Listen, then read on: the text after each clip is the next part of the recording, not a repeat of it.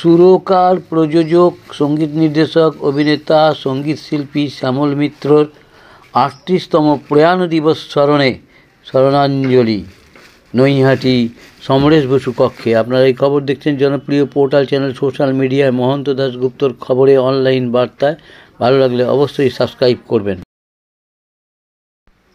সঙ্গীত শিল্পী শ্যামল মিত্রের প্রতিকৃতিতে মাল্যদান করছেন শারদপ্রভা কুণ্ডু, ঋত্বিক ও সমাজসেবী।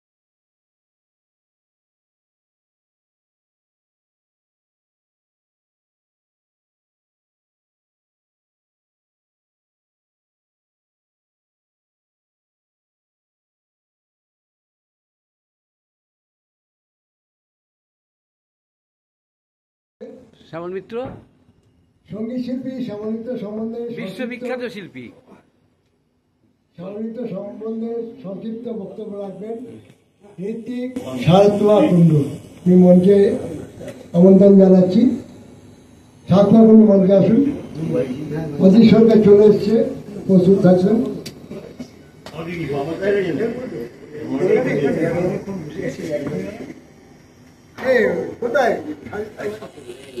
হ্যালো, আজকের এই শ্যামল মিত্র স্মরণ সভায় আমি আজকে উপস্থিত হতে পেরে সত্যি নিজেকে গর্ব বোধ করছি। দু চার কথা বলতে আমাকে অনুরোধ করেছেন আসলে সংকেত সম্পাদক শ্রী কিশোর সাহা। দেখুন, আমরা প্রবীণ হয়ে গেছি। শ্যামল মিত্র, সমরেশ বোস আমার নিজের চোখে দেখা। সমরেশদার বাড়িতে তো আমি যেতাম। ওনার ছেলে নব কুমার বসু ছিলেন আমার কিশোরকালের বন্ধু, কৈশোরের বন্ধু। একসঙ্গে খেলাধুলো করেছি। সমরেশদা যেমন আমার কাছে অত্যন্ত পরিচিত ব্যক্তিত্ব, ঠিক তেমনিভাবে শ্যামল মিত্র। কারণ শ্যামল মিত্রের বাবা ডক্টর সাধন মিত্র আমাদের বাড়ি ছিলেন হাউস ফিজিশিয়ান। সময় অসময়ে তাকে আমাদের বাড়ির যারা অসুস্থ হয়ে যেতেন তাদের চিকিৎসার জন্য তাকে ডাকতে হতো। আমার বাবা পিতৃদেব ছিলেন রাজ্য সরকারের একজন পদস্থ কর্মচারী, অ্যাসিস্ট্যান্ট সেক্রেটারি।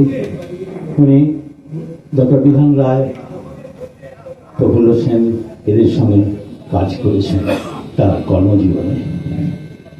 তাই আমার বাড়িটা ছিল একটা নৈহাটির একটি বিশেষ চিহ্নিত বাড়ি, ঐতিহ্য সম্পন্ন বাড়ি।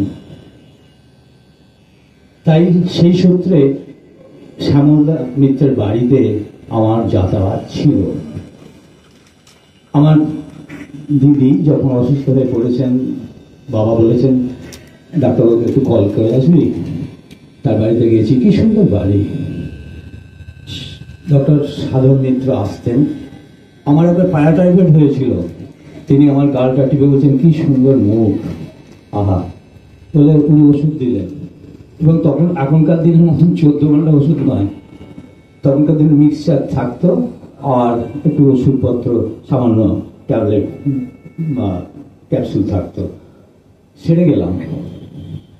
তা আমি বলতে চাই যে এই যে অনবদ্য শিল্পী শ্যামল মিত্র জন্মগ্রহণ করেছিলেন এই নৈহাটির বুকে। সমরেশদা যদিও তার জন্মস্থান এখানে নয়, বাংলাদেশে, ঘটনা বাংলাদেশ, কিন্তু এখানের সঙ্গে এই নৈহাটির জনজীবনের সঙ্গে তার ওতপ্রোতভাবে জড়িত হয়ে পড়েছিলেন। শ্যামল মিত্র যে উচ্চস্তরের যে সুরকার, যে সঙ্গীত শিল্পী ছিলেন, আমি তো দেখি না এখনো পর্যন্ত এখন অনেক বাদ্যযন্ত্রের আওয়াজে সঙ্গীত পরিবেশিত হয়, কিন্তু সেই গান, সেই সুর, সেই কণ্ঠ বিরল হয়ে পড়ছে। আধুনিক বাংলা গান যতদিন থাকবে, বাংলা সাহিত্য যতদিন থাকবে, ততদিন মনে রাখবে বাঙালি সমাজ, শুধু তাই তথা সারা পৃথিবীর লোক এই শ্যামল মিত্র এবং সমরেশ বসুকে। শ্যামল মিত্র যে কোনো গানে না উনি সুর দিয়ে দিতে পারতেন। একসময় ওনার ছেলে পুত্র সৈকত মিত্র, উনি বাথরুমে গেছেন, একটা গান কলি হয়েছে, গুনগুন গুনগুন করতে করতে ঢুকলেন, হ্যাঁ, বাথরুম থেকে বেরিয়ে এসে তার সুর দিয়ে দিলেন। সে সুর, সে তাল, সে লয় এত সুন্দর, মানে আপনাকে কোন কথায়, ভাষায় আমি ব্যক্ত করতে পারবো না। সমরেশদা যেমন এই নৈহাটিকে ভালোবাসতেন, তাই তার মরদেহ এই নৈহাটির শ্মশান ক্ষেত্র একটু মুক্তারপুর ঘাটে তাকে দাহ করা হয়েছিল। তিনি যে ধরনের, যে মানে পর্যায়ের সাহিত্যিক ছিলেন, তাকে অনেক বড় জায়গায় তাকে দাহ করা যেতে পারত, কিন্তু উনি নৈহাটিকে এত ভালোবেসেছিলেন যে বলেই গেছিলেন, আমার জীবনের শেষ মানে মৃত্যুতে শেষ নিঃশ্বাস ত্যাগের সমপর আপনার আমাকে এইখানেই দাহ করবেন, এই নৈহাটির বুকে। আমি আর কত বলবো, কারণ সময় সংক্ষিপ্ত।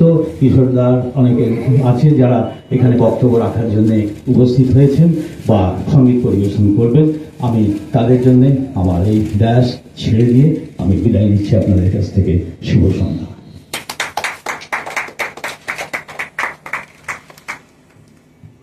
ধন্যবাদ শারদা কুণ্ডু মহাশয়কে সুন্দর বক্তব্য রাখার জন্য।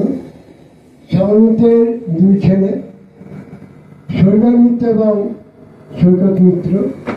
শৈবাল মিত্র আমার সাথে পড়াশোনা করেছে নরেন্দ্র বিদ্যানিকেতনে 70 দশকে। ওর বাবার গানগুলো বেঞ্চ বাজিয়ে গাইতো, আমরা বলতাম ওই গানটা কর, সেই গানটা কর। কিন্তু অকালে চলে গেছে শৈবাল মিত্র বছর 2 আগে।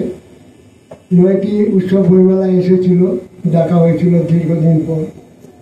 হারিয়ে গেছে শৈবাল মিত্র, শ্যামল মিত্র হারিয়ে যাচ্ছে। সৈকত মিত্র আজকে দেখলাম কোথায় স্মরণ করেছে, বাবাকে পোস্ট করেছে, গান করছে কিনা ঠিক জানি না। আমরা ছোট করে হলো একটা তার প্রাণ দিবস করছি। এছাড়া রয়েছে আজকে সোমনাথ বিশ্বাস এবং দেবদাস চক্রবর্তী, অরূপ কুমার পাল। দেবদাস চক্রবর্তী মানবিক চিকিৎসক বলে গেছেন তামসরঞ্জন গুহ। অরূপ কুমার পাল আমাদের মধ্যে নাটক করতেন। গত 17 অক্টোবর নাটক করতে করতে হালিশহর ইউনিটি মঞ্চে প্রয়াত হয়েছেন সন্ধ্যে 7:15। এবং সোমনাথ বিশ্বাস 5 সেপ্টেম্বর চলে গেছে, দীর্ঘদিন অসুস্থ ছিলেন। তার সম্বন্ধে সংক্ষিপ্ত বক্তব্য রাখবে সাংবাদিক প্রাবন্ধিক মহন্ত দাশগুপ্ত। দিবসের দিন 5ই সেপ্টেম্বর 2025 শিক্ষক দিবসের দিন আমরা তার স্মরণে মঞ্চ করেছি। তার সম্বন্ধে কয়েকজনের আসার কথা ছিল, কিন্তু নানান কাজে ব্যস্ততার জন্য আসতে পারেননি। সোমনাথ বিশ্বাস হাবুদা,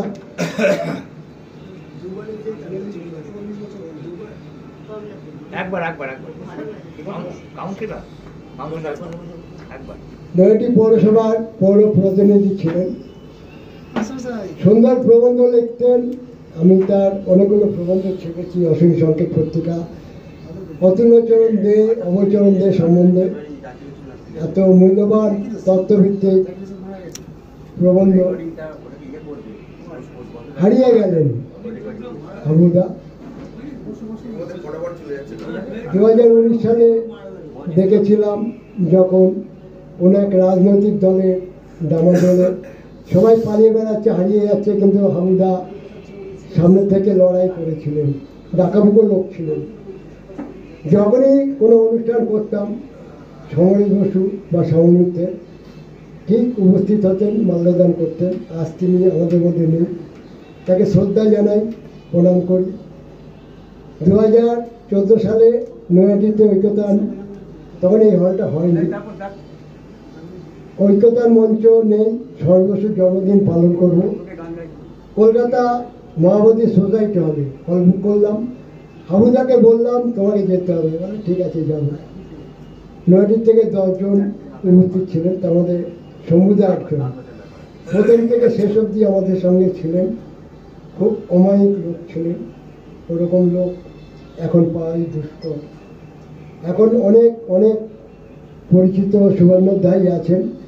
যদিও আমি প্রথম শ্রদ্ধা স্মরণে লিখেছি আত্মীয় স্বজন ও সুবর্ণোধ্যায়গণ, কিন্তু দুঃখের বিষয় কোনো পরিবার থেকে সেইভাবে আমি যোগাযোগ করতে পারিনি। আমি আশা করেছিলাম ব্যস্ততার জন্য তারা হয়তো আসতে পারবেন না, কেউ এসছেন কি না জানি না, কারা এসছেন। আমার যেটা কর্তব্য ছিল 38 বছর প্রয়াণ দিবস, শ্যামল মিত্রের জন্ম এবং মৃত্যু, আগামী 58 বছর পূর্তি হবে আগামী 14ই জানুয়ারি বুধবার। আমরা শ্রদ্ধা জানাবো এই মঞ্চে। গান তো হবেই, তার সাথে আশা করব শ্যামল মিত্রের সম্বন্ধে কিছু, তিনি মৃত্যুর পরপার থেকে ফিরে এসেছিলেন। আমি আশা করেছিলাম সেই গানটা একজন গাইবে, কিন্তু সেইভাবে শিল্পীরা উপস্থিত হতে পারেননি। তোমার সমাধি ফুলে ফুলে ডাকা, সেটা বলে গেল। নৈহাটিতে অনেক ভালো ভালো শিল্পী রয়েছেন, তারা সবাই ব্যস্ত, তারা এখন সবাই বড়, তারা বড় বড় চ্যানেলে অনুষ্ঠান করছেন, খুব ভালো লাগছে, আনন্দ লাগছে। 2003 থেকে আজকে 25-23টি বছর এই অনুষ্ঠান করে আসছি। জানি না কতদিন করতে পারবো, কেন পকেট খালি হয়ে যাচ্ছে, আর সম্ভব হবে কিনা জানি না। 2026-এর আগে নৈহাটি উৎসব বইমেলা আছে, আমরা একটু অন্যভাবে একটু গান বাজনা করাবো, এখন থেকে তার প্রস্তুতি চলছে। আপনারা নৈহাটি উৎসব ছোট মঞ্চে আসবেন, গান আবৃত্তি অনুষ্ঠান হবে। নৈহাটিতে ইউনিটি মঞ্চে আজকে তার নামে আমরা মঞ্চ করেছি। অনেকের বাড়িতে এদিক ওদিক তার স্মরণসভা হয়েছে। আজকে তার সম্বন্ধে একজন বক্তা ছিলেন, বলবেন, সকালে বললেন আমি যাবো 8টা থেকে 8:30, 8:30 যদিও বাজে। সে একজন বিখ্যাত লোক, ব্যস্ততার জন্য হয়তো আসতে পারেনি। আমাদের কাজ আমাদের করে যেতেই হবে, ছেড়ে থাকলে তো চলবে না, কাউকে তো হাল ধরতে হবে। অরূপ পাল হালিশহর ইউনিটি মঞ্চে নাটক করতে করতে দুপুরে নারায়ণ মুখার্জির বাড়িতে কোনো অনুষ্ঠানে খাওয়া দাওয়া করেছিল, করে বিশ্রামটা কম হতো, বিশ্রামটা কম করতো। নাটক করতে করতে বুকে হাত দিয়ে বলল শরীর ভাল লাগছে না। তখন ঘুরেছে 7:15, খবরটা পেলাম 8:15-তে। মহাদেবের চায়ের দোকানে বসে আড্ডা মারছি, হঠাৎ ফেসবুক খুলে দেখি কয়েকশো তার গুণমুগ্ধ লোকেরা সব শ্রদ্ধা জানিয়েছে, হাউতাস করেছে। এবং বলতে নেই, রাত 10টার সময় তার বাড়িতে গিয়েছিলাম, মৃতদেহ শ্মশানঘাটে গেছে শুনলাম রাত 1টায়।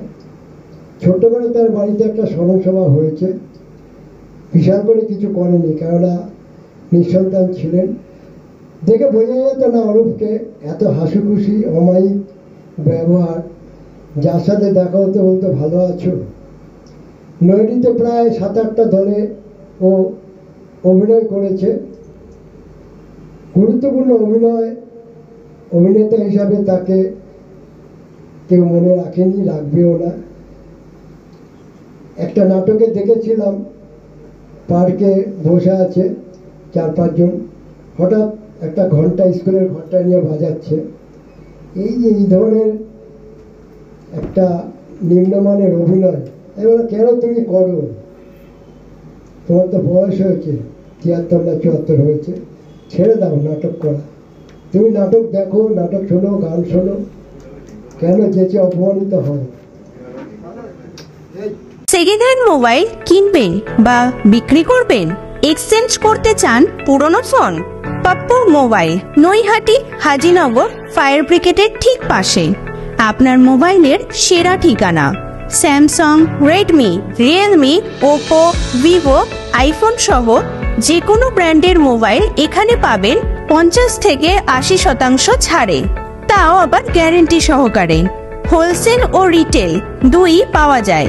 এছাড়াও আছে mobile cover, tempered glass, earbuds, smart watch, এক ছাদের নিচে সব। দোকান খোলা থাকে প্রতিদিন সকাল 10টা থেকে রাত 10টা পর্যন্ত। আজই চলে আসুন পাপ্পু মোবাইলে। যোগাযোগের ফোন নাম্বার 9748482727। এছাড়াও ফেসবুক, ইউটিউব, ইনস্টাগ্রামের মাধ্যমে আপনি সরাসরি যোগাযোগ করতে পারেন আমাদের সাথে।